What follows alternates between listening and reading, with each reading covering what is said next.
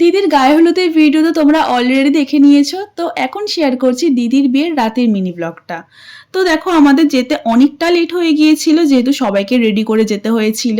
তো গিয়ে দেখি তো দিদিকে মারাত্মক সুন্দর লাগছে এবং দিদির সাথে আমরা বেশ কয়েকটা ফটো ভিডিও করে দেন চলে যাই স্টার্টার কাউন্টারে।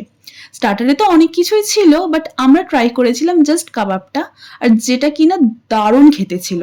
তখনও পর্যন্ত বিয়ে স্টার্ট হয়নি, তাই আমরা নিজেরা কয়েকটা ভিডিও করে নিচ্ছিলাম। তারপরই দেখি দাদা বিয়েতে বসে গেছে। এরপর আমরা দিদিকে বলে আমরা ডিনার করতে চলে যাই। আর ডিনার করতে করতে শুনতে পাচ্ছিলাম যে বিয়ে হচ্ছে, তাই জন্য তাড়াহুড়ো করে খেয়ে দিয়ে আমরা চলে যাই বিয়ে দেখতে।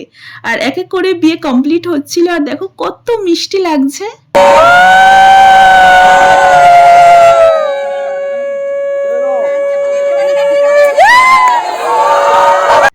আমরা প্রতিটা স্টুডেন্টই ওই সময়টা এত এক্সাইটেড হয়ে গিয়েছিলাম, আর আমরা ভীষণ চিৎকার করেছি আর অনেক অনেক ফুল ছড়েছি।